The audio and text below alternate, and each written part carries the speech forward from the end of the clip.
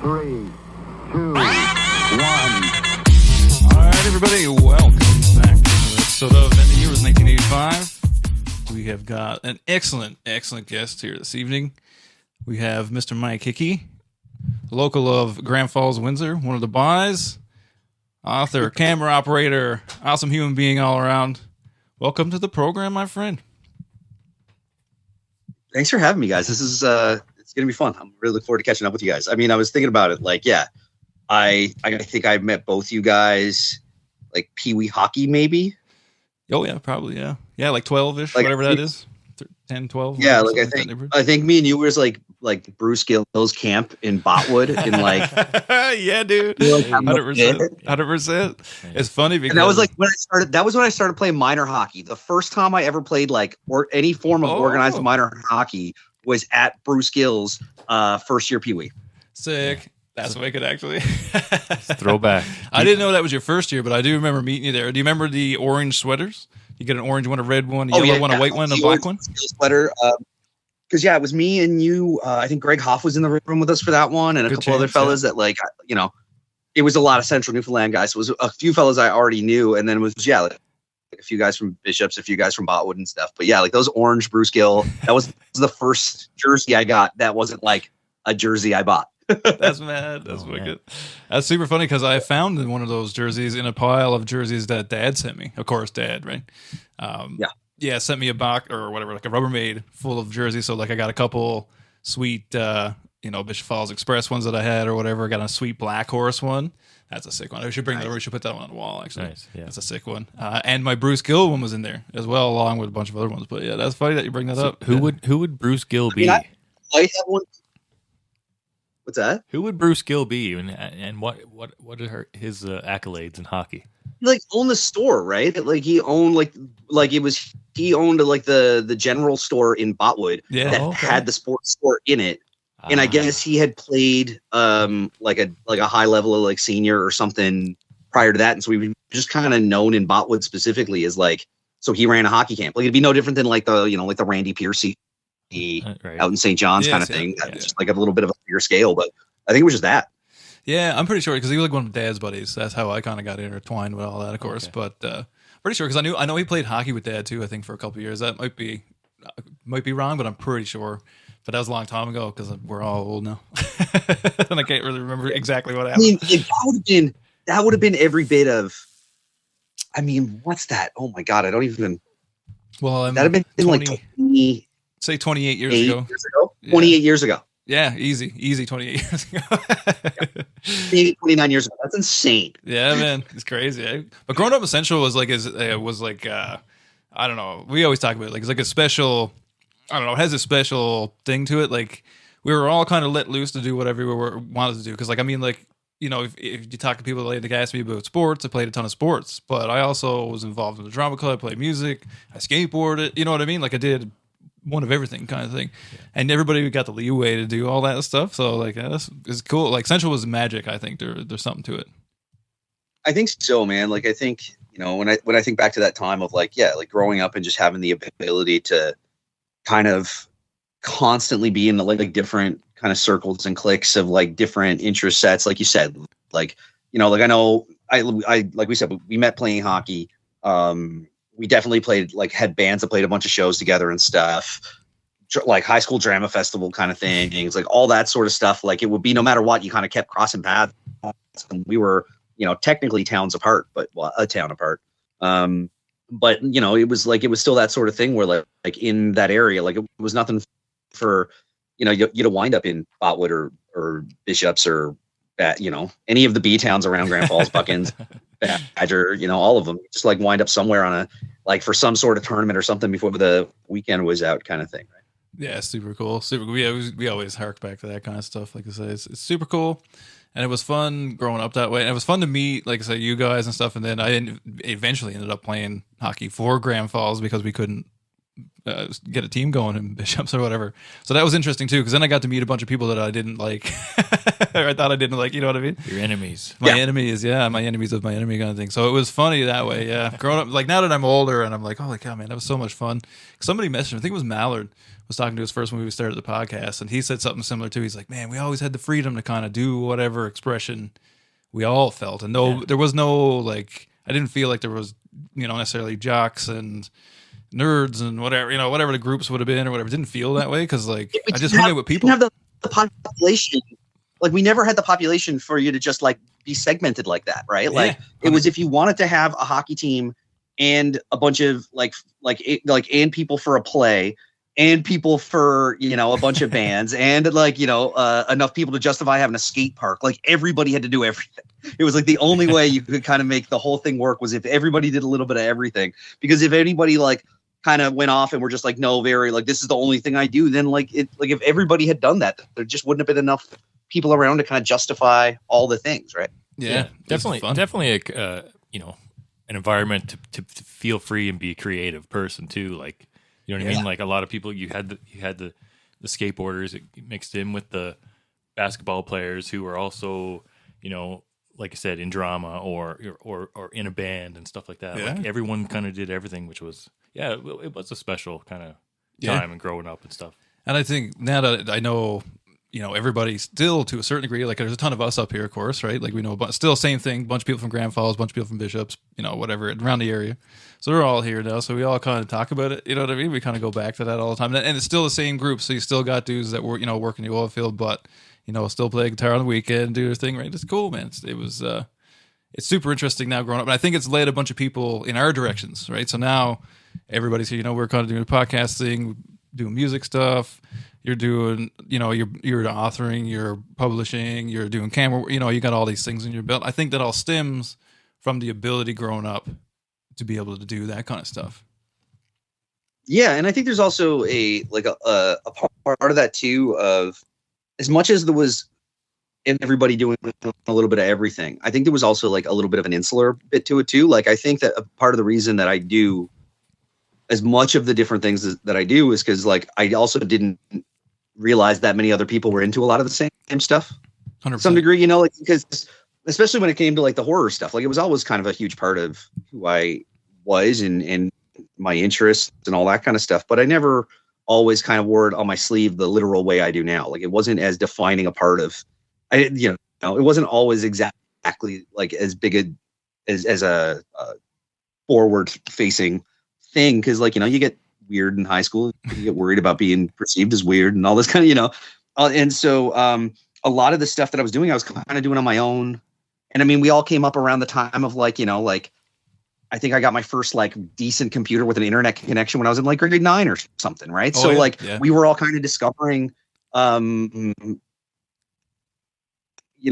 big and how small the world was all at the same time. And I think it was a real interesting thing for a bunch of us right at that age to kind of have all that, but at the same time have the ability to, like, go out and skateboard and play music and play hockey and be in, like, the drama club or whatever it might be. And then you go back and then you're just, like, on some weird, like, horror movie website or something until whenever. And then you go to the video store, then you run into your buddy in the horror section of the video store. And you're like, oh shit. And then, it just becomes this whole thing. So yeah, I think there's, like, this weird thing where there's, like, a sense of community, but at the same time, it was this weirdly insular thing that kind of sent everybody off to kind of figure it out for themselves at the same time. I don't know. I think I just talked in circles. I'm not even sure. I don't even know. No, I know what you mean. Because I find, like, similar thing. Like, I didn't have any internet or a computer, any of those things until, way later compared to other people, I guess, kind of, or that's how it felt at the time. And maybe it wasn't really, but so I had a similar idea. Like, I got, like, my first home computer around 14. And then, of course, like, as soon as I got my computer, Napster dropped, kind of thing.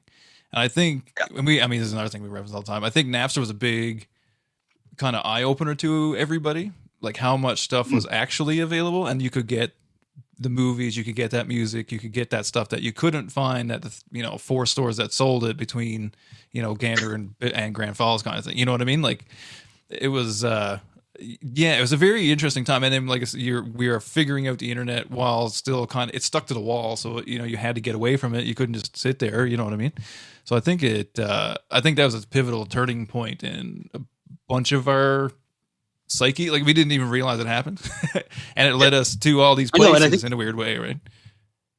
Yeah, there's also this weird part with all that too, where there's, like, I'm at a point now where I'm, like, I'm 41 and there are songs that if you played me like the intro to the song, I could sing you every word of that song without missing a beat. Yeah, dude. But I don't know what the song's called because the MP3 I downloaded off Napster in 1999 was mislabeled. Yeah. And now I to this day I don't know what the band is. I don't know like whatever. But I'm like, oh right, I haven't heard this. Like this was on a burnt CD that I got off of Buddy in like grade 9, and I know every word of it. But that's definitely not what it's called. That's definitely not who the band are. But I could sing you every word of it. Like there's a bunch of shit like that from back then. That like there was just there's a thing with like the accessibility of all the information and all the hobby stuff that we all are into now. That like it was such a weird niche thing of like some of the movies you guys have up behind you, like, the video stores might have had one copy of those. Yes. Like the idea that like you could go to the video store and it not have the movie you're looking for because somebody else has it, and then you're just not allowed to have it, is insane to people now, right? Oh yeah. You have to settle for something else. Yeah. I would love to have one back if we could. I've never enjoyed a job, even with all the cool shit I get to do now. I've never enjoyed a job as much as working on Allen's in Grand Falls. But hell yeah. Shout out that Alan's idea video, of like, man. I remember driving around, like getting my aunt when I was like 12 or 13 and not old enough to drive, getting her to drive me all over Grand Falls, Windsor. I think maybe even into Bishops, trying to find specific VHS tapes because like they were rented from every store. Yeah, dude. I've done that. And then when I got a little bit older and had money and I had a job and a license, like I wasn't, I was a teenager, but I had some money kind of thing. Like I asked, so Allen's, that's where I used to go to order. So I'd go order a copy of this strange movie that nobody had, and I would get them to order it for me and pay the premium. Like, at the time it'd probably be like a $40 DVD, man. Right? It's craziness. Like, what are we doing? But you know what I mean? Like, I mean, it didn't seem like craziness at all. Like I was a avid movie collector. So like, that's how you got your movie. Like, I don't know, like that's what it was. It was like a comic. It was like anything, you know what I mean? Like we didn't go into the, comic book store. They didn't have it. The dude would find it kind of thing, So it's the same premise. It's crazy to think about that now. Cause I mean, like I still collect that stuff, but it's not as quite the same degree, at the time, everything seemed rare. Like if you get your hands on it, it seemed like it was yours kind of thing.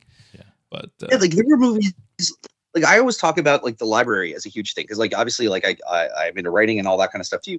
But I like, I did an event at the library a few weeks back and was talking to them about just like how important, especially for a kid in a small town in central Newfoundland. Well, like, technically a big town in central Newfoundland, but small town compared to anywhere else. But like, there were movies that like the Bela Lugosi Dracula from 1931.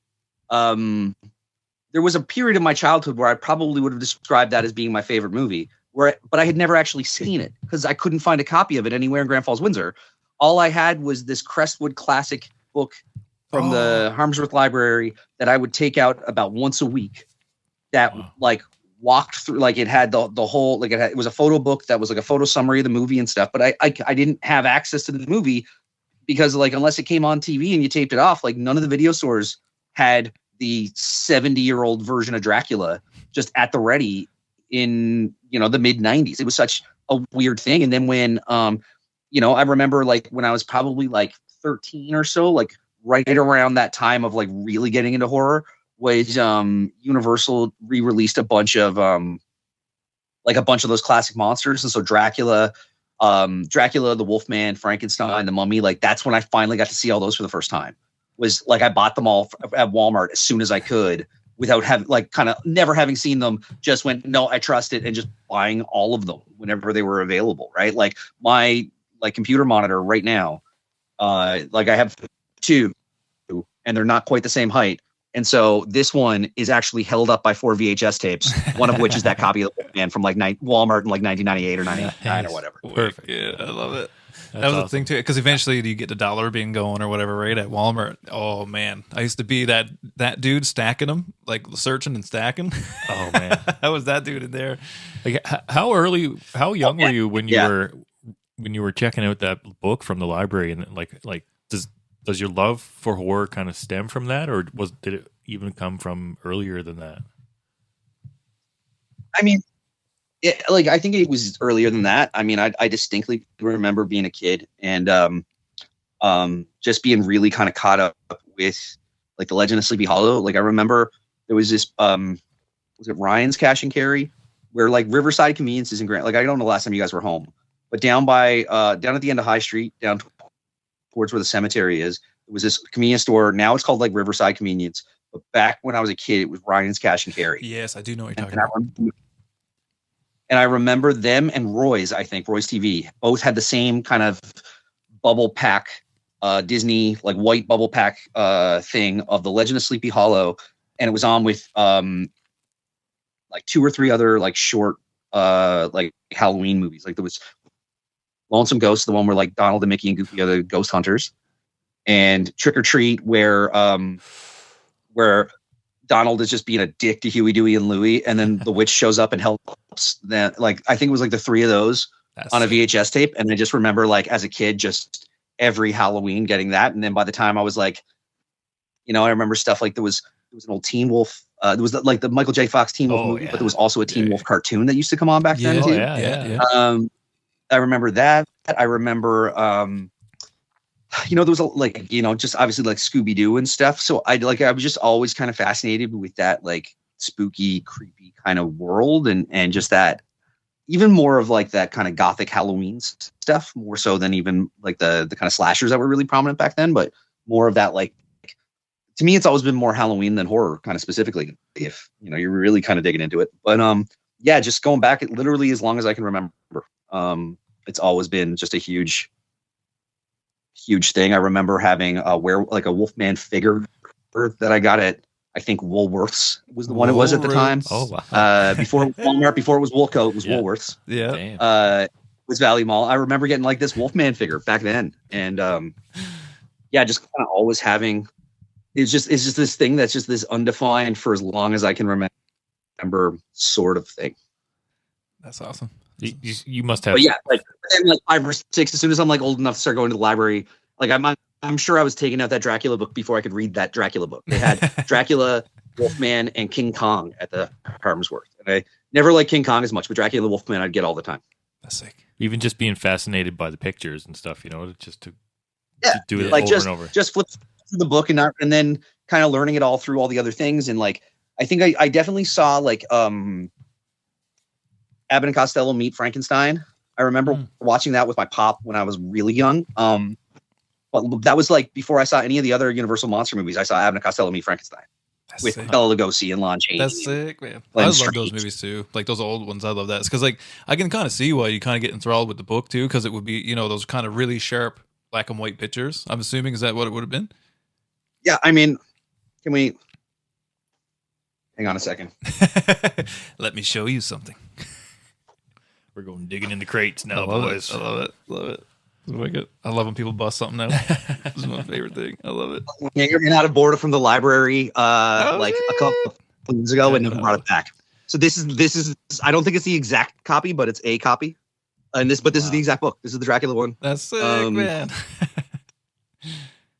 But yeah, it's like it goes through and it has like, the creepy sisters and Dracula and Van Helsing and stuff. So it's all like promotional photos, stills from That's the movie, and it walks through the plot of the movie. And it's just like, but then it also got into, once you've got through, that was only the first like 20 or so pages. And then it's like a thing on Bram Stoker. And then it just talks about like vampire lore. And then it talks about like Nosferatu and other vampire movies and like Lon Chaney and After Midnight. Like, so it was just like this book as like a small kid. That's sick. It just like it completely informed all that stuff. But what was also cool about it, right, is like where you couldn't actually see the movies because you just weren't able to get them. Yeah. I hope nobody from the library sees that. I'm sorry. It was a storage thing in like Wesleyville. Right. They had to like specially get it in for me, and then I just never brought it. Whoops. But yeah, sorry. yeah. No, I mean, I'll just pay whatever the fine is at some point. But yeah, the other part is like it doesn't have the full thing, right? So there's parts of it that you just kind of have to piece together and imagine, which is like also a big part of the fun. Especially when it comes to that monster stuff. Like when you're a kid and you can't, it's that kind of looking through your fingers kind of thing where you're just kind of imagining it worse than it actually is and stuff, right? Yeah. So, no, it's just, it's like stuff like this of just like having access to monsters and stuff before you could, like, it was just, I guess, just trying to find any way to get hold of it that you could, right? As one does in the library. Yeah. and you've tied to those, be fair, yeah. You've tied those fond memories too, like I said, watching with your pop and stuff like that. Like you have this close connection to Halloween and horror kind of intermingled a little bit. You know what I mean? Yeah. So it's no surprise kind of how it influenced you as an adult, right? So Yeah, I mean, like it's yeah, and I mean, you know, like even my pop's birthday was also like a couple days before Halloween. Oh, And so every year for his birthday, like when I was a little kid, like he didn't give a shit, but he'd have a birthday party, but it was really just like a Halloween party for me. That was just like me dressing up and having a cake. Like nobody else would. It was just like family and Love me and a cake, Perfect. and it was happy birthday pop. But he wouldn't eat any of the cake. It would always be whatever kind of cake I liked, and it'd be shaped like a pumpkin, and I'd get the dress in a costume. you're blowing out the candles, so you don't care. Yeah, exactly. that's so funny. That's awesome. I'm loving that because at a young age, that's one thing. Because I don't know, like I think it was like the similar idea. Like I had a friend that was a lot older than me, and his brother was into that kind of stuff or whatever. So therefore, he was into it. Therefore, I got into it as well. So like he was like the first person to like show me The Crow, and like kind of he was in a similar vein. Like he kind of like more of the gothic horror versus slasher horror kind of thing. But then that kind of turned me on to slasher films and kind of like dark thriller kind of stuff or whatever, which is what I like about horror stuff. Like I love slasher films, and the worse they are, the better it is. That's how I like it. But also like it really crazy too, right? So it's cool. Too. No, I was just gonna say, like, yeah, it was like, don't get me wrong, I love slasher movies. And I do now, but when I was, but there's also it takes a certain kind of slasher movie for me too. Like there is I was just talking to somebody about this the other day about how like I'm not I like story, and I like I grew up in that kind of gothic tradition. I grew up with more of that kind of gothic ghost story, vampire story kind of thing. That like for me, it's always been more of that than like the more so there's some slasher stuff that is just kind of nihilistic and gratuitous and just mean, and I've just never kind of gotten behind that. Like don't get me wrong, like like the kind of crazy kills that happen and stuff like like the crazy special effects kills and stuff, and certain ones are fantastic and they're super fun and whatever, but like I'd much rather like Friday the 13th like part 6 Jason Lives, one of the best ones, but it's like very different in tone than all the rest of them, and it's way lighter and it's just kind of silly and it's whatever, but there's also like a big part of that is just like I would much rather something like that than like Terrifier, which I just find to be a little bit like on the more just mean for the sake of being mean kind of movie. You know what I mean? I do know what you mean by that. And I don't mind Terrifier, but it's the same idea. That's a little Terrifier, but it's a little bit more. I don't know. I know what you mean. It's a little bit more left than it is right kind of thing. Like there's some things that, because I find that's just creepy for the sake of creepy. Like it's you know what I mean? Like it's just creepy because like I don't know. Like I think it's because I've watched a lot of horror films and I'm not as impacted, I don't feel like, as by the gruesomeness. It's more about like, well, how did you end up to the gruesomeness almost, like, and I find terrible. It's almost funny. It's so gratuitous almost, like it's but I mean, like I think like even more so than Terrifier, like because I mean and again, like that's not to whatever about Terrifier. I was actually, Terrifier came out All Hallows Eve 3. My short film was actually, or All Hallows Eve, and my short film was in All Hallows Eve 3. So like, I'm not to knock the franchise or whatever. Technically, I'm part of it. But my point, like more of like, think about like the Saw movies, right? Like the first 2 Saw movies, as much as they kind of got lumped in that like early 2000s kind of torture porn. Yeah, like Hostel. Like I'm not into like Hostel, for instance, or like The Hills Have Eyes. Like, like I'm not. That's not my thing. But there's that like there's a difference to me between like Saw 1 and Saw 5. 100%. 100%. Just like Saw 1, it is, as much as there is like really gory kind of over the top stuff that seems really gratuitous, it doesn't when you put it up against like Saw 5 or whatever. Because like there's a point where those movies just kind of flipped a switch and the storyline kind of shifted and it changed, and it really just became more about tying together the kills as opposed to like actually forming any sort of narrative. You know what I mean? 100%. Because it's that stuff, like it gets to a point where you're trying to outdo the last thing you did. Yeah. And I mean, the first one was done like on zero budget, basically. Is it like a totally different vibe? And that's more up my alley. And I totally agree, because I kind of got off of the Saw thing like 3 or 4. Like I probably watched up to 4, but like probably wasn't on the 4 necessarily. But what are they at, 8 now? I think? Oh man, I don't even know. I stopped paying they're in like too many. 11, I think 11 or 12. Holy goo. Yeah, I think 11's announced and due out, but it's not out yet. Oh, snap. Yeah, but like it gets crazy. But then there's like at the same time too, when you're thinking about like really kind of over the top crazy kills, like some of them can still be really like the in Your Next, the blender gag in Your Next is so good. Like it is such a just ridiculous, gratuitous, gory kill, but it's friggin' awesome. It is so much fun. Yeah. And that's the thing. If you can make it fun, you know, kind of like what you're saying about Friday the 13th, if you make it not so campy or whatever, but if you do it in a funny way, almost like that's not blatant necessarily, but it's kind of funny. Like it's so extreme, it's funny. It's like this is so nuts. Like this would. But no, part 6 actually is campy. Like Jason Lives is super campy. Oh like, yeah, that is. Yeah, knows exactly what it's doing. It's phenomenal. Yeah, I swear, I got love. Friday the 13th part 6 is so good. I'm also an apologist for the reboot. I like what they did with the reboot. I like that they took like basically like the first like 4 movies and mashed them together just so you could get to a Jason movie as fast as possible. Like I'm on board for that. I liked it. I didn't think it was as bad as most other people seem to think of it.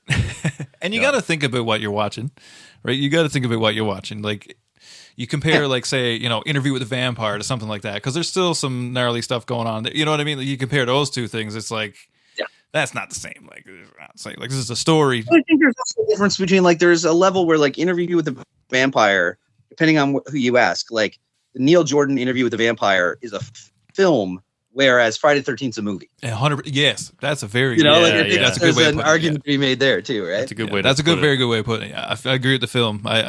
I do the same thing with certain other things. So I references this is a film, like film. It's a film, yeah. Like Mulholland Drive is like a film. Like you're watching a film when you watch Mulholland Drive, kind of thing. Like, it was so funny. There was a dude last year, the year before, when I was getting one of the tattoos done. There was a dude who was also getting a horror thing done, and he was like a townie, like I think like either Shea Heights or like somewhere like out around Torbay, like which I know are different areas, but that fringe of town. Yes, yeah. But like somehow the word film, like we talk about like, oh, that's a good film. And he would say that about everything, but he somehow managed to make film like a 3-syllable word. It was just like the best version of a townie accent. It was hilarious. You can get your film out. That's so funny. So you're doing that's a good film. You're doing a sleeve like in a horror theme here. Yeah. So I started this. Some of this is actually on the show that we'll eventually talk about. But yeah. So I've been wanting to do one for years and trying to figure it out. So what I settled on was doing the I got the 5 months, like the classic monsters, but the 5 from the Monster Squad. Oh, nice. Yeah. I got them done as kind of an American traditional style, but based on like those kind of behind me, like those old vacuum form masks. Like remember like when we were kids and there'd be like a mat, like you'd get the plastic vacuum formed mask and then it would come with like a smock that had a picture of the same thing on it. Yeah. So that idea. So we kind of based them all on that. So it's the Dracula, Wolfman, Creature from the Black Lagoon, Mummy, and Frankenstein. Sick. And so we're going to, at some point, like it took basically a year and a half to get these guys done. And then the last one was Frankenstein, which I finished in like around sometime in August, I think. And so at some point I'll go back and we're going to fill in a bunch of the negative space with just kind of like Halloween gack, like bats and ghosts and like fake teeth and like candy corn and all kinds of stuff like that. And just kind of fill in the negative space with like little flair stuff. Perfect. Love it. I love that. That's sick, dude. Loving that. So speaking of Terra Nova, so take us as of good segue there. That's a segue if I ever see one. But yeah, we're only 35 minutes in, guys. It's not a big deal. We're just gonna plug it. We're gonna plug it right in. The list was like 2 hours, guys. And I mean, most of that is just saying his last name. You do have to. It takes a minute to say it every time you say it. It's like it. So, like, how did you arrive at Terra Nova? Because is your buddy Buddha involved in that as well? Yeah. So, Terra Nova it's an interesting thing the way it all came together, right? So it started with the book series. I mean, I had been doing Fright Hype for years, which was me on a green screen talking about horror movies for 3 minutes a week.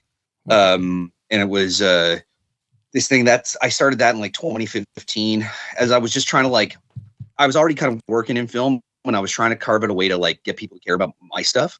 And then it just like through the jigs and reels just kind of ended up in conversation with Crypt TV about a short film I had made. And I had known I had wanted to do Fright Hype, like this show that was just like talking about upcoming movies and stuff. And so I did like a version of that, pitched it to them. They said yes, started doing it. I did that for years.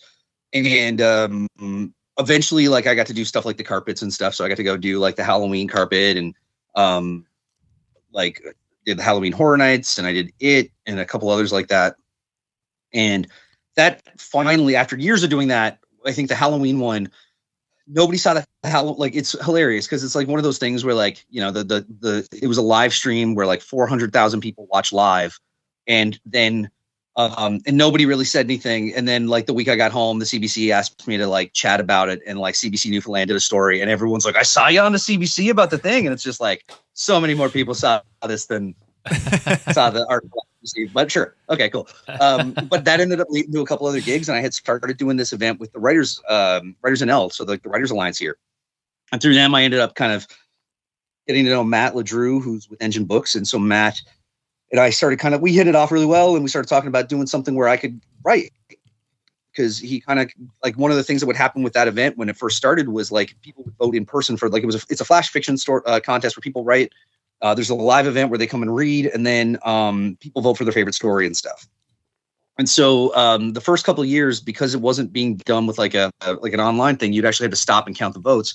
So I had kind of volunteered to be like, well, I'll write a story that won't be in the contest, and I'll just like read that while you like to keep the thing going. And so I had done that a couple of years, and Matt was like, okay, cool, you can actually write. So like maybe we should do something. So we figured out this plan to do like a book. The Terra Nova name had kind of been kicking around for a little bit because it's just too fun. And so decided to call the book Terra Nova. And it kind of, that dropped, the first one dropped in 2020, and it just kind of like took off because it was a pandemic thing. And it's one of those pandemic babies that bunch of us put a bunch of work in on, and it really kind of did well. And it was based on a bus tour I actually did in Dublin, which was like a double-decker ghost bus tour that takes you around, and each stop is a story. And so kind of decided to set it up that way. And that series took off as the books. And so, you know, we've done their anthologies. So I kind of write a framing narrative that's essentially like a novella where each chapter sets up another story from a different author. And so the fourth one of those just came out this past week. So like, obviously, you know, they've been doing great. But there was also still just always the TV part that I really kind of wanted to tie in some way, because I was presenting with Fright Hype, and that had kind of petered out. I don't do that nearly as much. Like, it was a weekly show, then it became a more of like a at specific times when it's requested sort of thing. Oh, yeah. Like I did one last year for Quiet Place, I think was the last one I did. And before that was like, you know, another 6 months or so before that.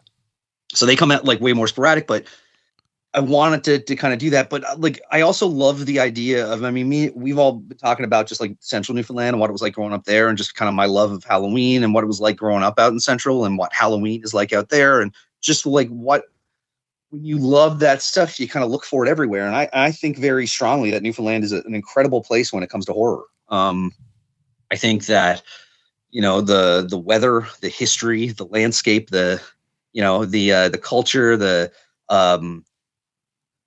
you know, like we get the hag 10 times more than anywhere else in the world. Like, you know, it's 6% of the population get the hag anywhere else in the world. It's like over 60% in Newfoundland. Everybody seems to believe in fairy lore in some way. Everybody has a ghost story. You know, it's this really great, deep indigenous lore. There's this really great British Isles folklore that's kind of mingled together and then just met up with all these kind of maritime superstitions and kind of formed what is this really rich paranormal supernatural folklore of the area. And I think all of it's right there. And it's, you know, there's parts of the province that are, you know, like as far as like European settlements go, are like 500 years old, you know? So it's got this really great age and this really great history and this really kind of craziness about the depth of all that. And we've never really kind of played into it that much. And I wanted to kind of let people know that shit was happening. You know, it was with Fright Hype. A lot of what that was kind of being an aggregate. It was like, okay, there's a bunch of stuff happening. If you are a fan who isn't somebody who has the position to spend your week culling through horror news sites and figuring out what's happening, I'm going to give you a 3-minute video every week. That is, here's what's coming up. So that if you missed anything, I'm going to give you what I think is the most important stuff, aggregating everything else down into this one kind of spot. And that's kind of what I wanted to do with Terra Nova as a show. Well, it started as a Halloween special. It was like there's a lot of like great like creepy culture happening around Newfoundland where there Yeah.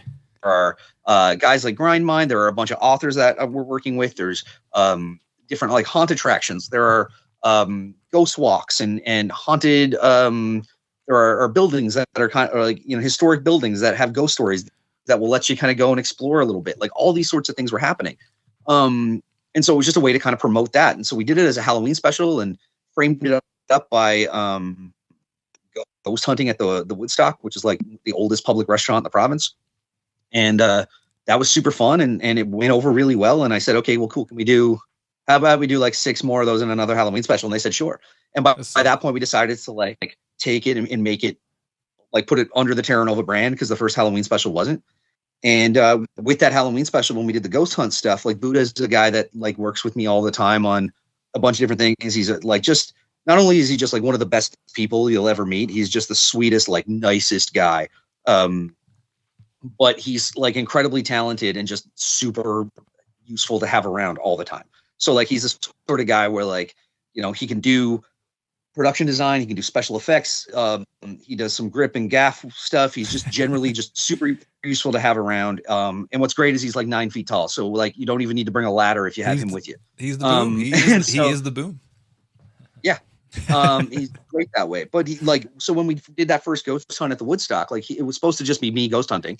And I didn't really know what I was doing, but also like he's a big dude who just gets like, has big reactions, and he just kind of kept ending up on camera sort of accidentally throughout that whole first Halloween special. It's so funny. That's wicked. And so because that happened for the ghost hunts of the show, it was like, okay, well, we might as well give you a microphone and like make sure that if you end up on camera, that we can hear what you're saying and stuff. Right. But it just ended up being this really great dynamic. Like what we ended up like naturally kind of falling into as a team, as like a ghost hunting duo of, it's just this really fun dynamic because we're buddies and we goof around and we joke with each other. But like, and he's also like, he always says he's not actually a scaredy cat. He just plays one on TV, but he does like, I try to be very pragmatic and like, okay, well, what's that? Like, let's debunk it. Let's figure out what that noise actually was. Let's figure out any kind of what it could be. And he's like, what's that? Oh my, like he's always, you know, the cartoon that we ended up putting together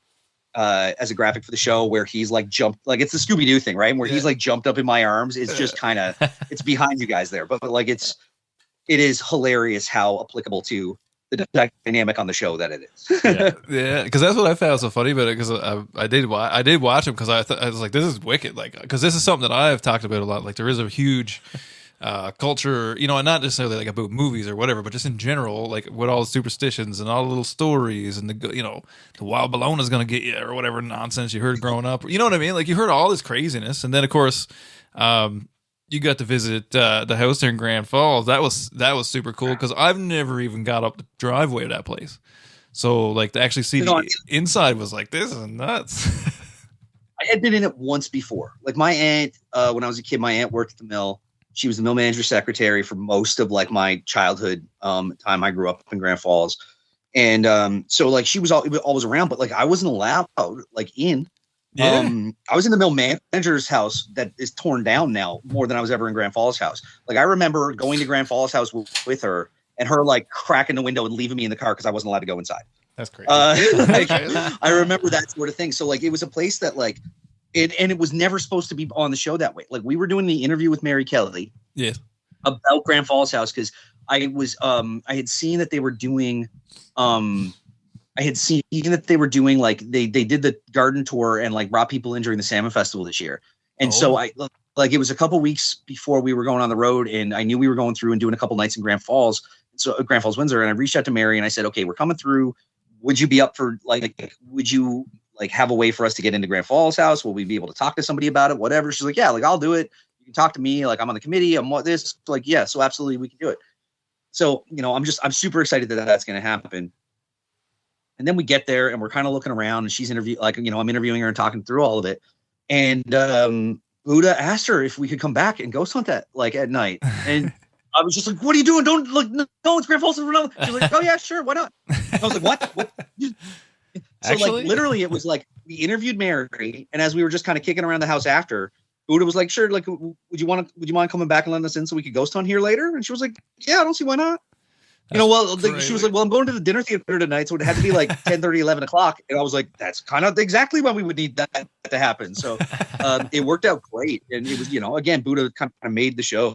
But it was so much fun. It was so kind of cool to get in and look around there. It's kind of fascinating to and it was one of the, it was early in the show in terms of stuff we got to do, we,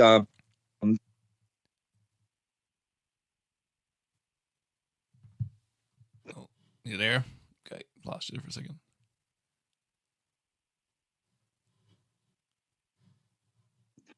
that was the We go. second or third ghost hunt, third night, I guess, if you watched the episode. That was the first night we were doing anything. We started our ghost hunting by getting down in the old crypt of the cathedral in the 200-year-old cathedral in Harbor Grace. It was wild. Yeah. And we got into all the stuff really fast, but but then being able to do all that and frame up all this stuff, on top of that, we're interviewing Craig about buying that building and what taking over the old courthouse and the cathedral and everything they're doing, and talking to Pat Collins, who's an author out that way and does a walking tour and all this kind of stuff, and being able to frame up all these kinds of other pieces of the history, other pieces of what's happening in the town. If you are interested in spooky stuff and you come out to Harbor Grace, here's a bunch of fun things you can do and look into and all that sort of thing. And being able to frame that up with a ghost hunt, it just seems like it's such a fun thing. And I mean, it's also great for us with just from the ghost hunting side of it. It's I don't know if you guys watch a lot of paranormal investigation shows, but a lot of them suck. And a lot of them suck because What was that noise, bro? exactly The cliffhangers. It is a lot of what was that? It must be a demon. Dun dun dun. And then cuts to commercial, then it comes back and it replays the sound, and it must be a demon, and then goes it just they're trying to take 5 minutes of nothing happening and turning it into a 44-minute show. Yes, I agree with that. And nobody has a personality. They're all trying to be really intense, and it's just this whole thing. And with us, it was we're doing a 22-minute episode of the show. 10 minutes of that gets to be the ghost hunt part. Of that, 2 to 3 minutes is kind of giving the context of the place. And then it's just me and Buddha kind of wandering around the place and having fun and goofing around and making jokes while we're still kind of looking into things. So we never had to kind of manufacture any sort of tension or suspense or whatever. It was always just, all right, we're going to go look in this, either something crazy happens and we kind of talk about what happens, or we move on to the next thing. We never had to linger and try to manufacture something that way. And it's kind of what I love the most about the show. Yeah, it was really good. It was really good. It was really natural. It was super fun. I enjoyed it. I was this is wicked. As soon as I heard it, as soon as I seen it post, I was like, I gotta watch that.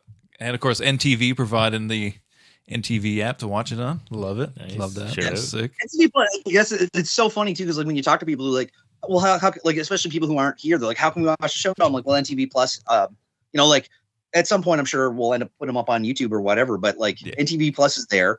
It's not region blocked. It's free.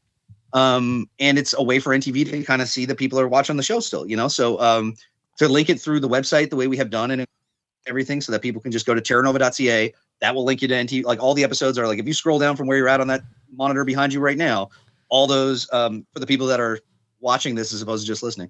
But all those episodes are there, and you click them and it takes you straight to NTV Plus, and you can watch them there and go through each of those episodes. And but yeah, and then also look at everything else NTV Plus has. But it's cool because it's you don't need to log in, you don't need an account, it's not region blocked, so you kind of watch it wherever. So it's a really kind of cool way to have the show out there for people to kind of see and check out. And then of course we have last year's Halloween specials there, and also this year's. And this year's was the one where we did the special, go through all the evidence and stuff, right?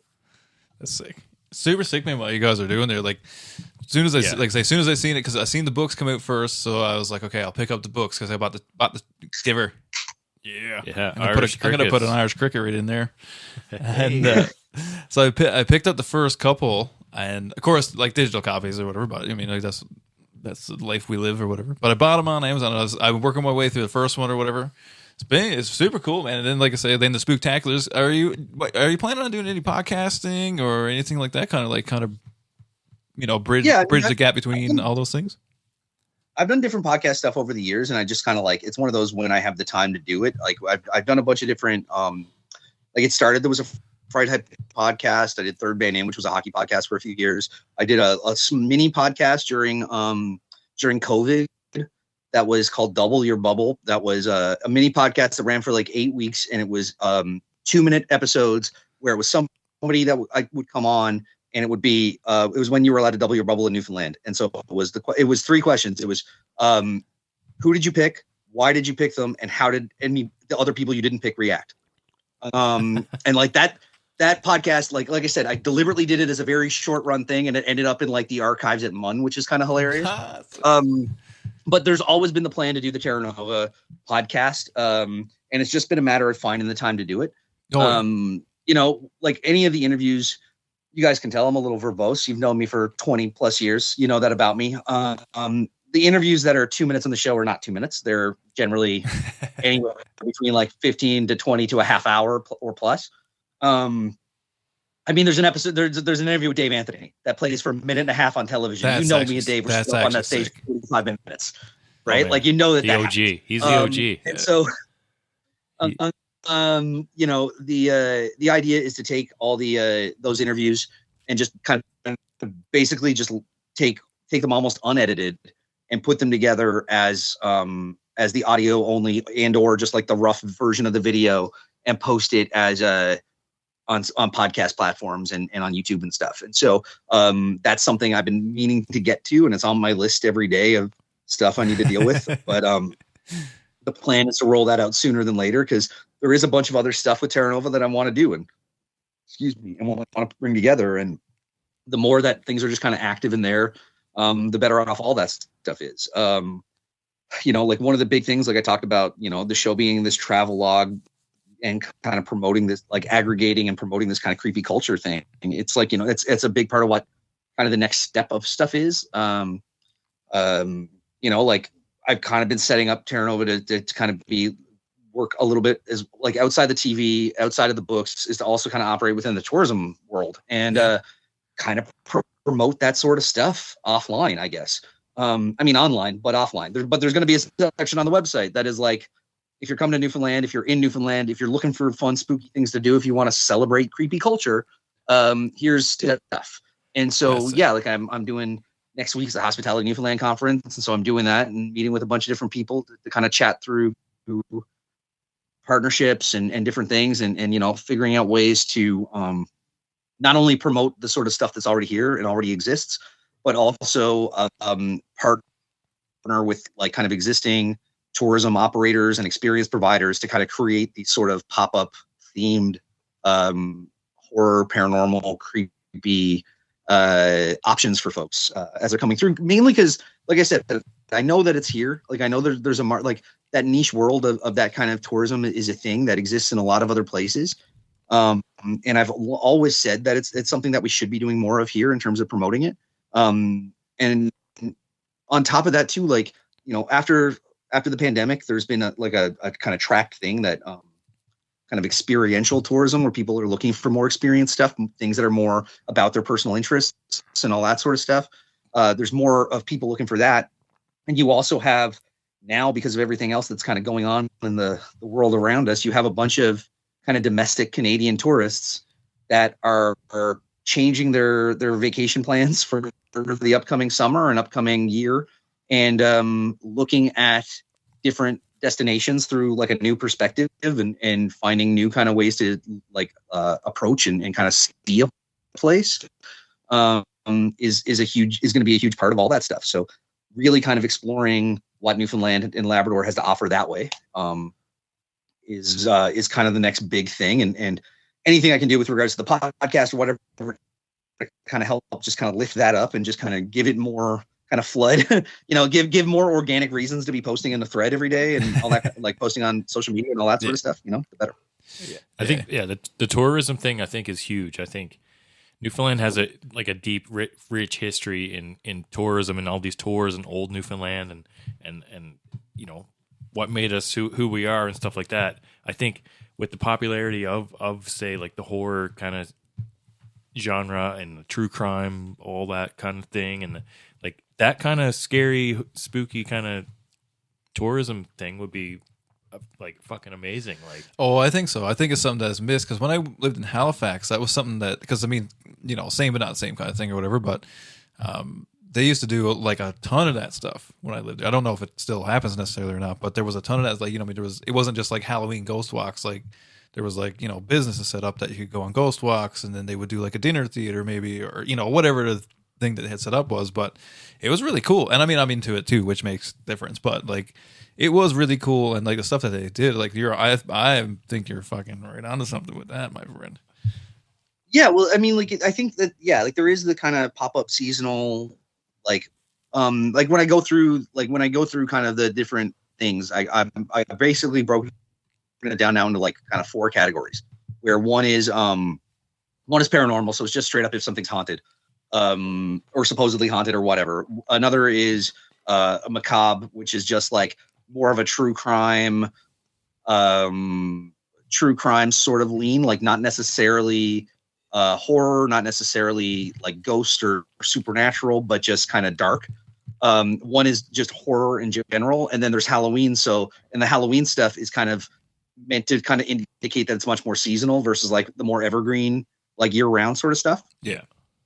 So trying to figure all that out and trying to figure out the different categories and what kind of fits under what. And like I said, I think that there's other places that, like, you know, I just like up and down. I just think there's a lot of potential here, because like I see it. I know what it's like here year round. I know that, like, you know, I know what going to Corner Brook in like the shoulder season of tourism, when it's like, you know, like when the leaves and stuff are changing out that way, and how fun and creepy and just wonderful that whole West Coast can be around that time of year. Like I was driving, like this past Thanksgiving, we were out home. Out in Central for Thanksgiving.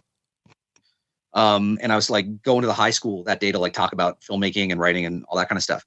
And that morning I'm like driving down Grenfell Heights. 'Cause the high school is where Bercy was, which is weird to me, but, and you know, it's a beautiful, like sunny morning, but like the trees are just bright electric orange, in a way that they don't turn. 'Cause in St. John's, that's the biggest thing I hate about living out here, is the trees don't really turn. They just like, they're alive, and then they turn orange for like a day, and then they all just like drop to the ground. There's no like prolonged birch trees that are electric orange and with like these skeletal white and black like stalks, trunks coming out of the ground. And of course, like on top of all that, there was like that early morning like fog off the river that was like drifting across the highway and just like kind of painting across the like Grenfell Heights. And it was just like, oh yeah, like I grew up in this. Like, no wonder I love Halloween shit, right? Like it's something straight out of Ray Bradbury. It's insane. Yeah, it's true. So yeah, like it's always been there. It's always been something that we just haven't really pursued, I guess is the way to kind of put that. Like we haven't really pursued it as an option.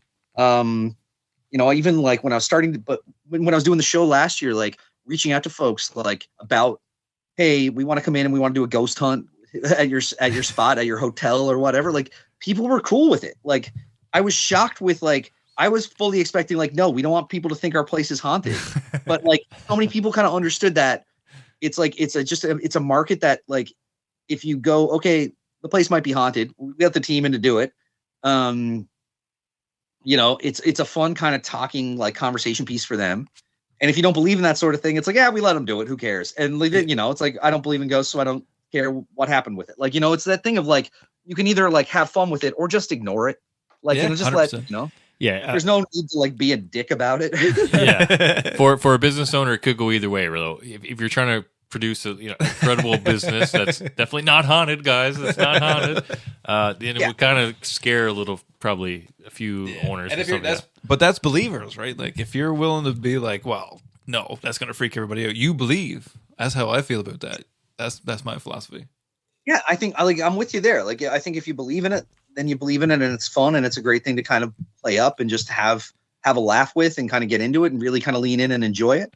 And if you don't, believe in it, whatever, it's like, okay, well, let those people have their fun. Who cares? Like, what harm's it doing to let let the people that kind of dig it and think it's fun, whatever, you know? Like, in worst case, like everybody likes being scared. Like even the people that don't like being scared like being scared. Let's be honest. Do you have a particular moment that you can recall that kind of left you like almost in need of a underwear change? I actually tried to get the show sponsored by Man-Made last year. Because we talked about having to change our underwear so much. Oh my God. I'm not gonna not try again to do it this year. But like honestly, that first night, the first like big ghost hunt night that we did was in there's two that really stick out, and they're in back-to-back episodes. So in episode 4 was the first ghost hunt we did, and that kind of culminates in us in the like courtyard of like the jail yard of the old courthouse. And there's supposedly a unmarked grave of a murderer who was left in the gibbet for months, and his remains were just thrown in an unmarked grave in that jail yard somewhere, and people don't know where it is. They've never like brought in kind of ground penetrating radar or anything. There it is. But there's just the story that the body was just dumped there. And so it's our first night doing anything. And we get back there, and it's kind of like the end of our night. And we start doing a sweep with a flashlight. And we have like a spirit box, which is like a little like radio scanner, sort of like an audio Ouija board kind of vibe. And we're just using that thing, and I'm scanning, and we with a flashlight saying like, if we shine the light where you are, let us know. And so we hit this particular spot, and the thing freaks out. So we kind of go, okay, that was interesting. Like, and it's just one of those, like, to some degree we're playing up a little bit for TV because it's literally our first time doing any of this shit.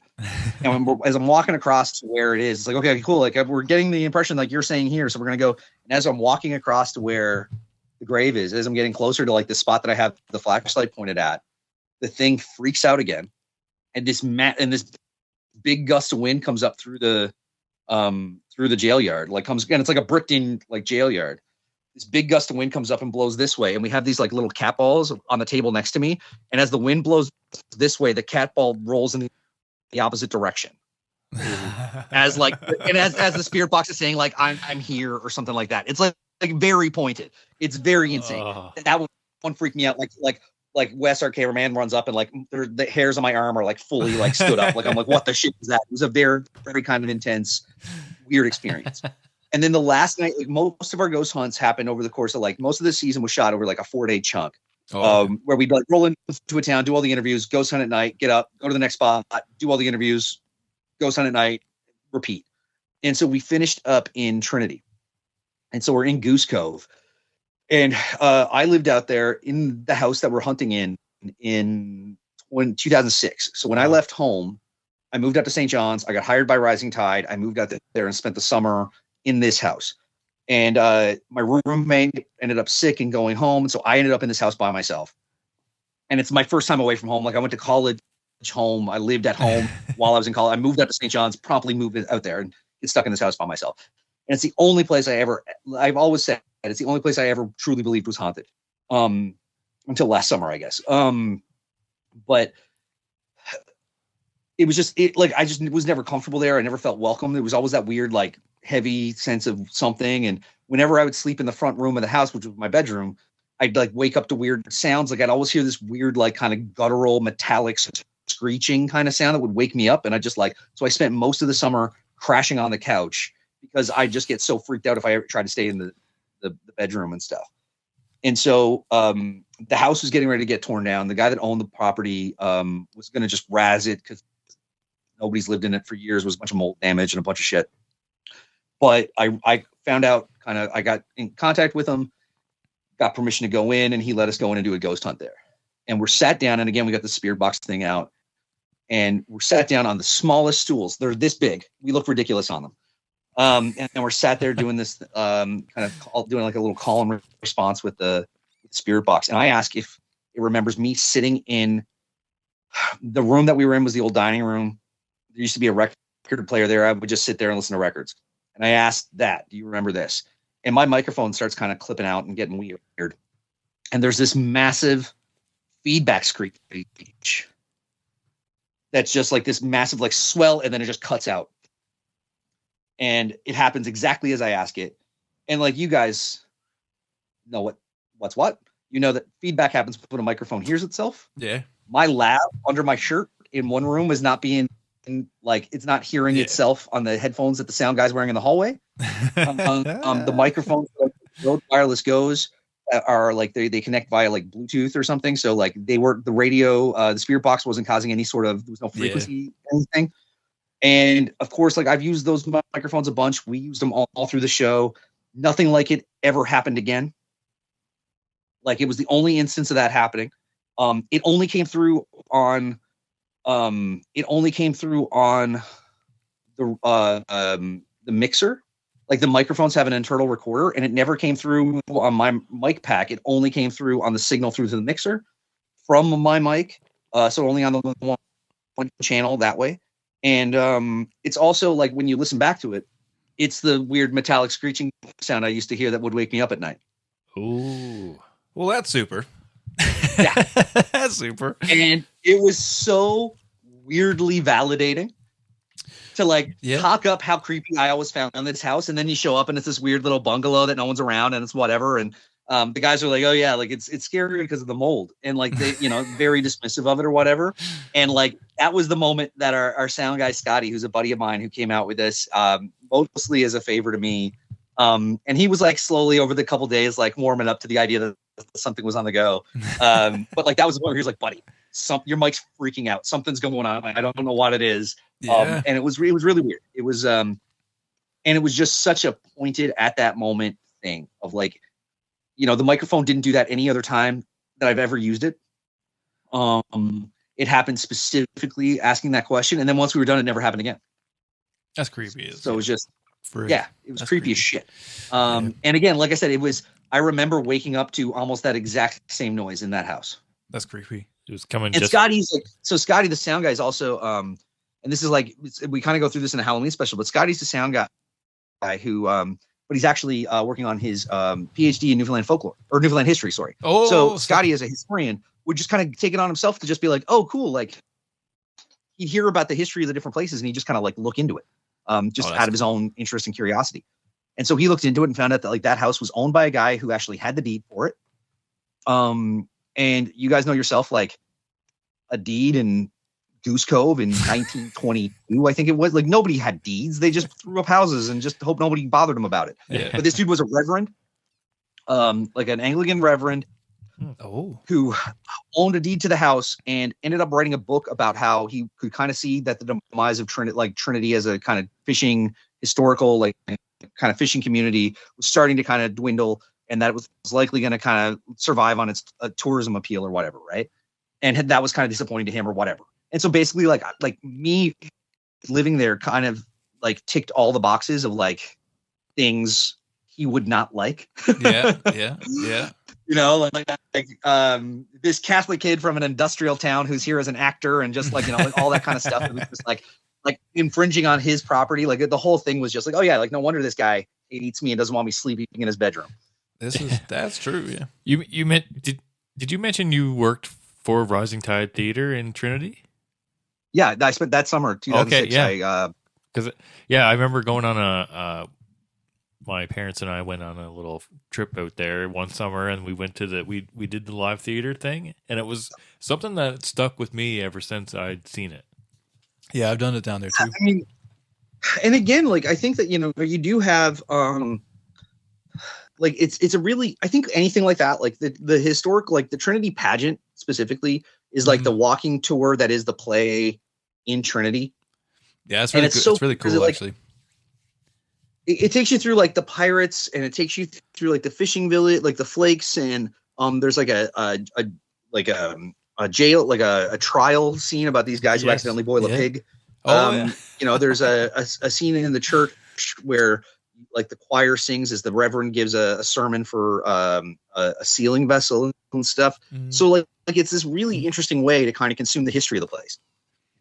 And of course, that's very much what Rising Tide has always been done. It's always kind of been their mandate, specifically with regards to Trinity. It's always been this place that like this thing that they want to use the theater as a way to provide information about the kind of history of the place and educate people about that backstory and where we all come from. And as Trinity was kind of pivoting from being a was that me? Did I accidentally do that? Maybe it happens every now and then.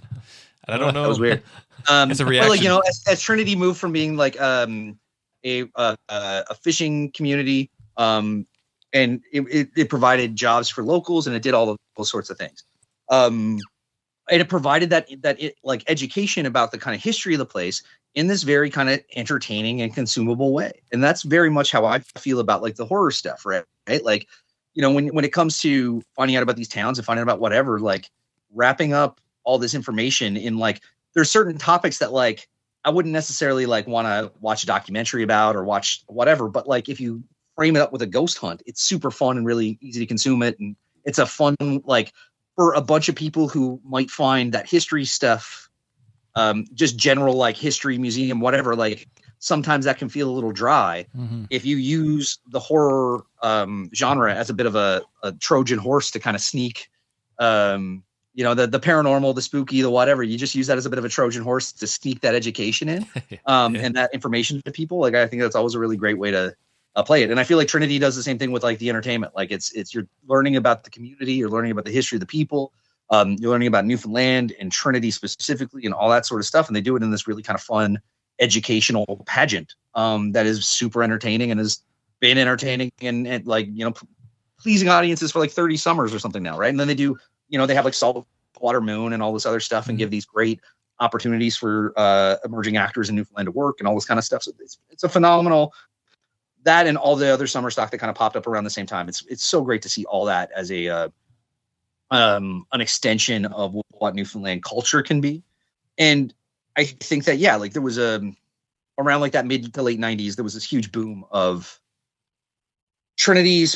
like Rising Tide had been on the go since the 70s, but like the pageant and the Trinity thing started in the mid 90s. And then by like 98, I think was when the Grand Falls, like the A&D company players started, yes, and all those other theater companies started. And I think that like, there's a world for kind of the horror, paranormal, creepy stuff to do the same sort of thing right now in terms of just like finding a way to like push through and celebrate all this kind of stuff in this very kind of easy to consume, entertaining, fun, goofy, spooky way.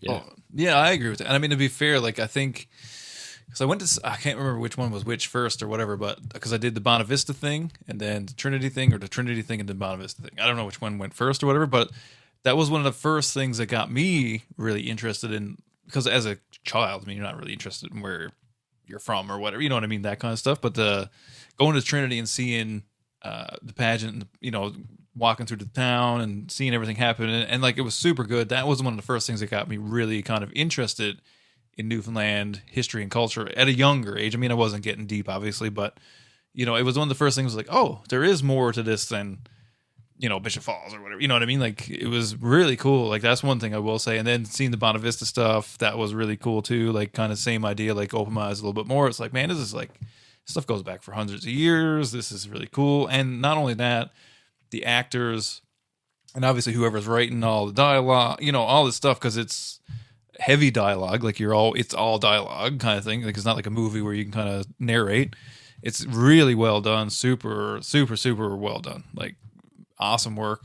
It's cool that you got to partake in some of that stuff too, because it kind of, and the same idea, like it kind of Trojan horses it into you. You kind of think like you don't realize you're learning, but you're learning, and it's stuff you wouldn't. And it's stuff like growing up. Like I mean, I don't feel like we got a full education on Newfoundland. Like what really went on, kind of thing. Like I mean, I read. I think there's also like, for us growing up in Central, like we grew up in Grand Falls, Windsor, and Bishop Falls. Like those are two industrial towns in Central Newfoundland that are much newer towns that are a bunch of other places. Like they're both under, like they're both around 100 years old and stuff. Like they have a very short history, and all the people around kind of have their own individual histories. Yes, 100%. And so there's like it's not growing up in Trinity or Bonavista that the town itself is hundreds of years old and has these great old buildings and this history and this whatever. Like most of the history of Central Newfoundland, of Grand Falls, Windsor, and Bishop Falls, and those places all comes from like 1904 or 5, I think, is when Grand Falls, as the mill and stuff was settled. So like like it just, we didn't grow up with that kind of hardy Newfoundland history. No, growing up in Central, and like I mean, I don't know how you guys like find it in Alberta, like, but I mean, I still deal with all the time. Like people are so mad that I don't have more of an accent. Oh, if a Newfoundlander finds, because like, I mean, I kind of turn it off and on, and kind of to a certain degree, because like, I don't want to hear "what" a lot, is mostly, but you know what I mean? Like, I still do get it. Like, how come you don't have such a thick accent? I was like, man, I'm from Central. Like, I mean, the ocean is there, but I mean, it's Botwood. Like, it's not the ocean. Like, it's not the ocean kind of thing. Like, there's nobody. I don't know many fishermen. I'll put it that. That's how I kind of say it to people up here. It's like, I don't know many fishermen. No. Like, that's just not how it was. No, it's an industrial town that everybody kind of moved into. Yeah. And everybody's like kind of regional dialects neutralized. Yeah, 100%. And then you put that up, like growing up in the 80s and 90s watching a shit ton of American television, you're just going to wipe out any hint of an accent you've got. That's what I was. And I'm the same way. Like, give me 6 beers in a shed. Oh my God. Oh yeah. Like, it just becomes mimicry, and it just becomes like getting into it with the buys. But like, even now when I say it like that, it sounds really forced and silly. But that's it. Like, my wife's from Buckins, and even like it's weird because like Buckins is the same sort of thing. It's a newer industrialish town, and but like the buys in Buckins have thicker accents than they do. I do. Oh, 100%. And when I hang out when we go out there around, in the summer or out around Christmas or the holiday, whatever, and we end up in a shed somewhere with a bunch of people, like my accent will get a little bit thicker.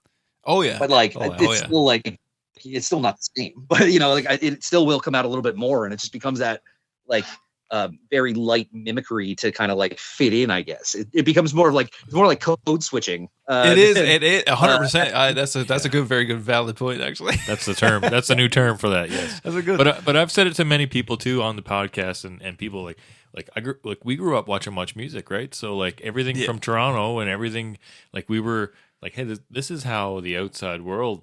This is how they talk, right? Yeah. Like I never necessarily had that. People are always kind of surprised to learn that I'm from Newfoundland and stuff like that. Yeah. So. I remember a lot more trigger things as a kid to like.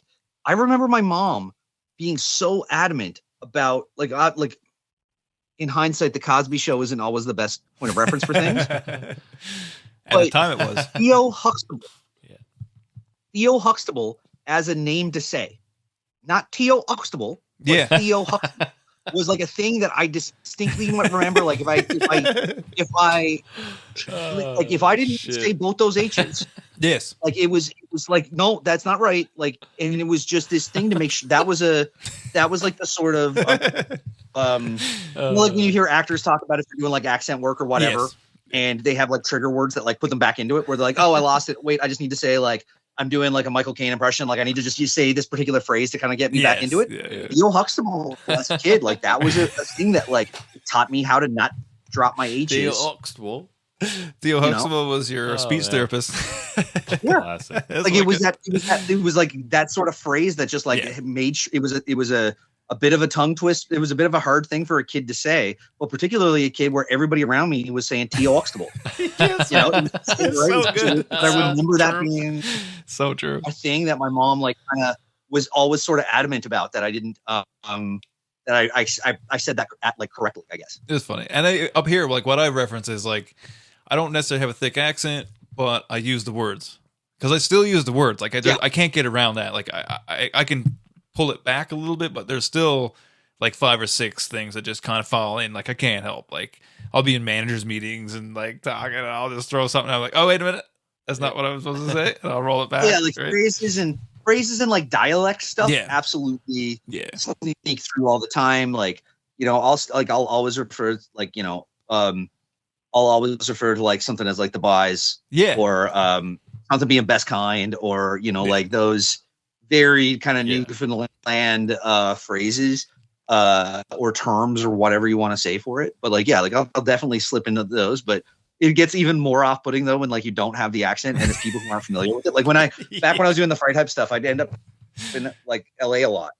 Oh yeah. And again, like, they were always so like, but why don't you sound like you're from Canada? And like not even Newfoundland, but Canada. Yeah, they'd always get mad that like I didn't have more of even a Canadian accent. I have such a kind of neutral, I think anyway. Yeah, like I don't say like I'm not even sure which is the right way to say sorry or sorry or whatever. But like I don't do it right, no matter who I'm talking to.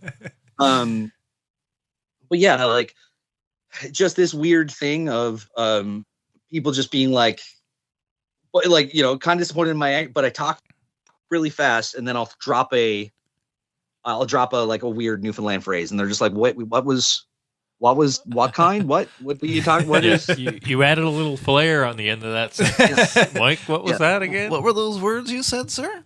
Yeah, and that's how I find it. Like, I don't get caught up in so much accent stuff. Like, I say wicked flat out. You say best kind and a I lot. say best kind a lot. Yeah. Because it's like, I don't know, it's just part of my lingo. And I've been saying it forever. Like, I know I have. Like, I can't erase it from my reaction because that's more what it is. Like, I'm reacting to what you're saying. I guess technically I'm not just saying it kind of thing. But it's, I don't know. Like, I can't drop the words. I can't drop this phrase kind of thing. Like, when it fits, and that's too bad. Like, and to a certain degree, I'm kind of like, I'm okay with it. Like, I kind of like when someone's like, what would you say? Yeah. And then I got to explain it to him because then it gets a bit of Newfie history going, right? Like, I like a bit of that. Yeah, because that's the other thing too is like, there's nothing worse than when somebody tells you don't have a Newfoundland accent and they say it like you're supposed to think it's a compliment. Yeah, I don't like that. Yeah. Hate it. I'm just like, that's not. Because first off, like, it makes me feel shitty, and then on top of that too, like, it makes me think your intentions and opinions about Newfoundland are shitty. Yes. Yeah. So I mean, 100%. That's clear. Anything about Yes. it off right off. Like, Yeah. And that's kind of the thing. And I mean, it's not that I wouldn't say all Albertans are ignorant because that's not the point. But that's the one thing I noticed because I know when I first got here, she was thick because I lived in St. John's. I hung out way more downtown than anywhere else. You know what I mean? Like, I had that kind of piratey thing going on. But it was funny when I first moved here. It was really thick. Or everybody would be like, "You're from Newfoundland." Like, they would just like ding. And then over time, of course, like over a couple of years, and it was mostly like I say about the what. What do you say? What does that mean? What are you saying? Like that kind of stuff. So I just kind of started shuffling it way more aside, but I still throw it to phrase. I love the phrases. I got to throw in a phrase. Got to say wicked. Got to say best kind.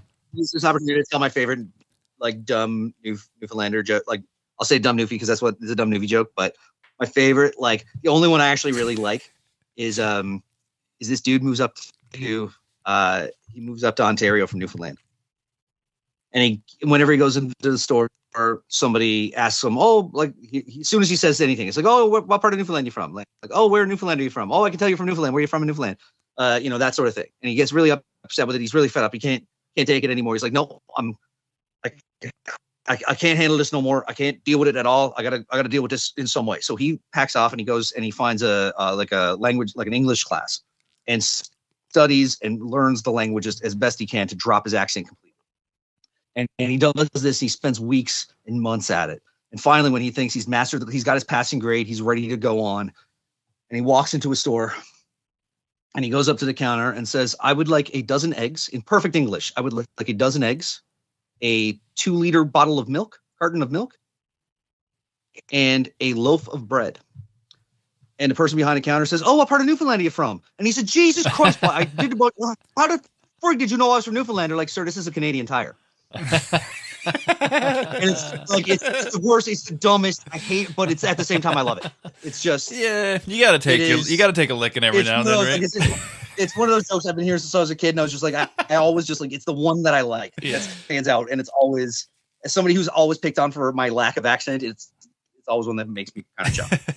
I apologize to anybody listening to that for terrible.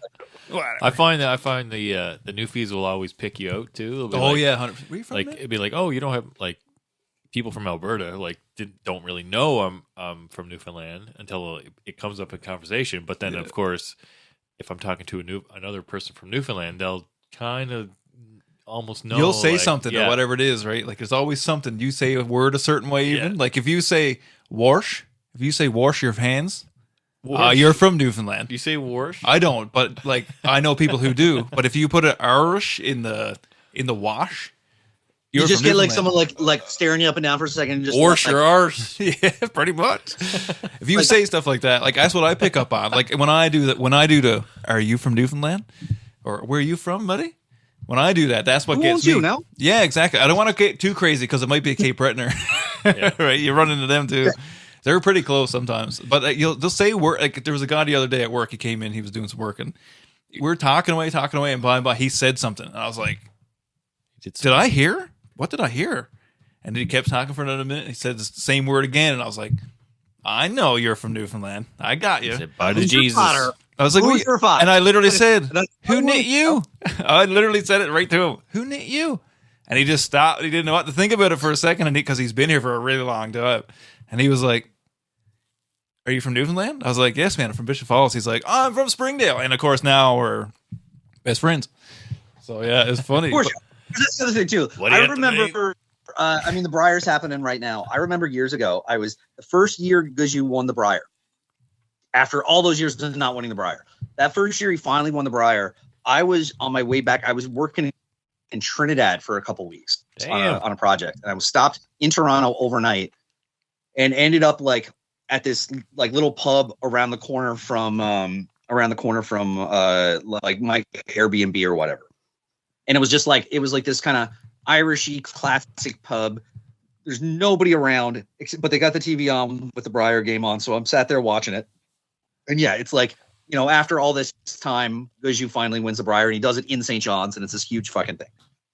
And there's a dude sat at the end of the bar, and only other guy I think in the place, right? And he's got like a suit jacket on with like this really crazy tie, and he's clearly just off work.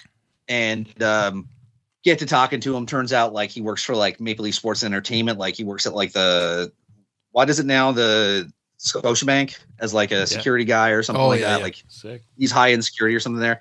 And we get we're watching it, and we end up kind of watching it together. And he says something about just like, you know, I know George Street's not going to be on the go tonight. And I was just like, oh yeah, I got some buddies who are there. Like they're telling me about it. He's like, oh, are you from Newfoundland?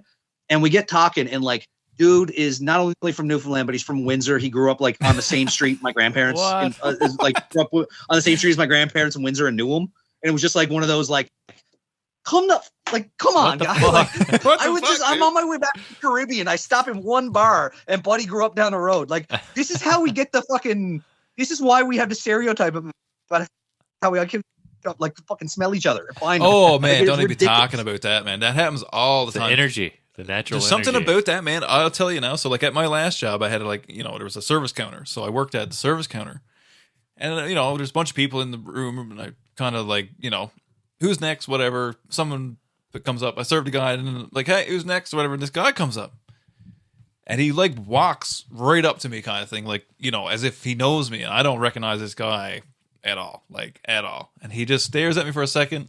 He doesn't order anything. He doesn't do anything. All he says is your name Sam Lee?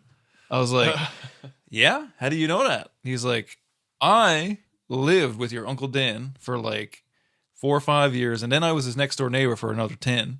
I know your dad because your dad worked up in Red Deer for a lot of time, right off and on with my Uncle Dan.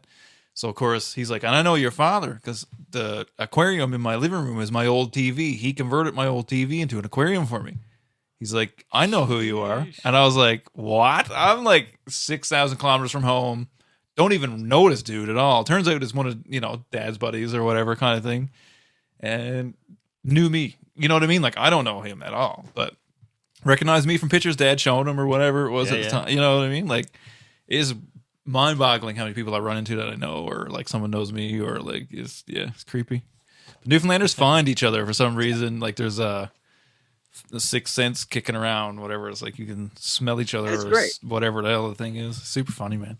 And it's great, and I love it. And I mean, like, you know, like as much as, you know, as much as there's jokes about it and all those things and whatever, like I absolutely just kind of adore how close knit Newfoundlanders can be, and about how you know, like we can find each other. And like, you know, I've traveled a lot. I've been in, you know, kind of all over, like North America and been to parts of Europe and different stuff. And it's just like, just like the weird little connections to like finding somebody that like knows somebody. And it's just this like, oh, I can't believe that you're, you know, so-and-so from down the street. Like, you know, I remember, stopping in on like me and Maria went to Dublin, went to Ireland years ago, and on the way back through, they were like basically like the Irish border guard was just like making fun of my name because they're like, oh, Michael James Hickey, yeah, sure, like you're just coming home, are you? Like, well, how'd you get a Canadian passport? What's going on? And so we get to talking, and they're like, actually, we just started getting a Canadian television show here, and they start describing or whatever, and it's Republic of Doyle. They had just started getting Republic of Doyle, and then, but they also don't realize like they're saying this is like it's this new Canadian show. Of like, you know, they understand Canada's a large country, it's whatever, but like, do you know the show? And it's just like, like, you know, it actually shoots in the town we live in, and it's like, oh, do you know any of the people working on it? And I'm like, yeah, I play hockey with most of them. And like, yeah. So have you ever met the Doyle fella? I'm like, yeah, I play hockey with them. They're like, okay, cool. Yeah. Like, this is the most like Canadian friggin' encounters. Like, oh yeah, like we always think Canada's this huge country. It's whatever. It's like, oh yeah, like we just got a Canadian TV show. Do you know it? Yeah, I know it. Have you ever met the guy that does it? It's like, yeah, I play hockey with him. Like, guys, how yeah. Not only do I know him, but I play hockey with him. It's so funny, man. Sees him every Wednesday night. I just felt like such a stereotypical idiot. Like, yeah. Just, Like I was just kind of like honest about it. I was like, yeah. Yeah, I hate when someone asks me if I know the guy, and I know the guy. Unless it's like a close guy, like, you know what I mean? Like someone's like, yeah, you know Ron Snow. I'll be like, yeah, I know him. But you know what I mean? I hate when it's like somebody that's like 3 steps removed or something. Somebody I played hockey with like years ago or something like this. I know the name. Hey, you know that guy? I'm like, oh yeah, man, I grew up with that guy or whatever. I know him from whatever. It's like, I shouldn't have said that. That's how I almost feel, right? Like, right? Yeah. When it actually happens, when someone actually like, do you know this person? And you actually do know the person. It's like, fuck. Like, yeah, I don't know if I wanted to admit that. I wasn't sure I wanted to admit that. You're from Newfoundland. You know Dave from Newfoundland? Yeah, I'm like, well, Dave who? And they say, I'm like, yeah, he's my fucking cousin. Yeah, man. I actually do know Dave. Fuck. Yeah, I know. It's like, you're kind of laughing about keep it. the stereotype going. Every Newfoundlander knows every other Newfoundlander, don't they? Here's that all the time, right? It's so funny, man. But it's and yet so kind funny. of do. Yeah. And I do know him. That's the stupid point. There's a couple degrees in was it 6 degrees of Kevin Bacon? Oh yeah. Everyone kind of knows each other some way or another. Yeah. Oh yeah. It's close. Like, you know, if you named off like everybody you just kind of knew, like names, you go a long way. I think. Yeah. Too funny. Too funny. Well, Michael, my friend, I think we'll end on that note. Beautiful Newfoundland. This is awesome. This is so fun. I'm sorry. Like, I know Love this was like probably was supposed to be more about like all the other shit that I do, and ended up just being about like catching up. But no, that was that's fun wicked. too. That's what it was supposed to be about. Yeah, just whatever it is what it is, right? We can, and if you want to come back and we can fit you in again, we'd love to have you back on. Yeah, dude, 100%. Come back on. I'd love to provide some updates along the way about some of the Terra Nova stuff and how all the fun spooky stuff's going, and maybe once I get the podcast like stuff rolling out a little bit more and some of that's available, but keep an eye on I don't even remember because I just changed around some stuff. Like our Instagram got hacked, so Terra Nova _CA now, but a couple of the other accounts, like I just like changed the things to be safe, and I don't remember all of them. But if you go to terranova.ca, you can find all of our shit. And the YouTube, I think, is one of the things there, even though there's nothing on it at the moment. But I'll figure all that out. That's right. And you got there's 4 books. There's 4 books. There they are. There's the books. Check those out. And you got new one just dropped last week, so check that out. That is Terra Nova 13th exhibit, correct? Yeah. So the first 3 kind of accidentally formed a trilogy. That like they work on their own. Like if you just pick up the 3rd one, it's not really gonna bother you that much because it's mostly about the stories in between. But the Rappers accidentally turned into a trilogy. It's all my fault. But this is kind of a new kind of storyline for the Rapper. And I think this one has to be self-contained. I don't think we can make it another. I think this one's definitely a self-contained Rapper and everything. So sick. Yeah. That's awesome, man. And I'm thoroughly enjoying the books. Like I say about the first 3 not that long ago, but super good so far. Thoroughly enjoying it, man. And I love the show. I love all what you're doing with that. That's so cool. Absolutely. You guys got any more episodes of that stuff coming up? That is stay tuned and wait for announcements. Hopefully soon. Like there's some stuff that we kind of have to get together to make it work properly. But really hopeful that we have some fun news with that stuff coming very soon. Awesome. That's wicked, man. Yeah. Super good. Check out the episodes on NTV Plus. Yeah, check them out. They're really good, like super good. Check them out. Yeah. Yeah, like like I said, like ntvplus.ca, I think is the website or whatever, but you can find them all through terranova.ca. But yeah, like there's no paywall, there's no subscription, there's no login, there's no sign up, there's no nothing. You can just log in, like you just like click on the link, watch the show, no matter where you are. It's kind of great that way. Yeah, super cool. And shout out to those guys for all the support on that too. That's awesome. For sure. Yeah, man, super good. Love what you're doing, man. It's like thoroughly love what you're up to. Like it's awesome. As a horror kind of fan or whatever you want to say, I like it, and I like the fact it includes Newfoundland in all facets, kind of thing. I love that. because it deserves its flowers for sure. I love it. So I know, and like it's one of those, like, I'm sure you guys get homesick for it and stuff, and so like yes, the idea of being able to kind of like tune in and check it out that way. Is this live? Are there like people watching this somewhere? Like, no, it's I think so. One of us has our reactions on. I think it's you. Okay. That's okay though. No big deal. All right. Rick Campanelli got a couple thumbs up too. My hat, I think it gave the thumbs down. Yeah, you might. I was like adjusting my hat earlier. I think. I didn't pick that one up. That's all good. Who cares? Whatever. It's all good. That's all part of the magic. That's all part of the magic. It was so good to see you guys chat. This was a lot of fun. Yeah, and I'd love to come back another time. Just wicked. Yeah, man, 100%. We'll have you back, and we'll chat whatever we get into, like normal. But we love it, man. Again, great chat. Check it all out. Terranova.ca. Right here. Check it out. If you're local, check it out, because I'm assuming you guys got some up your sleeves for Halloween. Keep your eyes to that. Keep your eyes on everything. Fun stuff. Yeah. Yeah, I love it, man. It's super, super cool. So check it out. Thank you, Mike, for coming on, man. It has been our pleasure for sure. And we'll have you on again, I'm sure. But until next time, it's been another episode of And the Year Was 1985.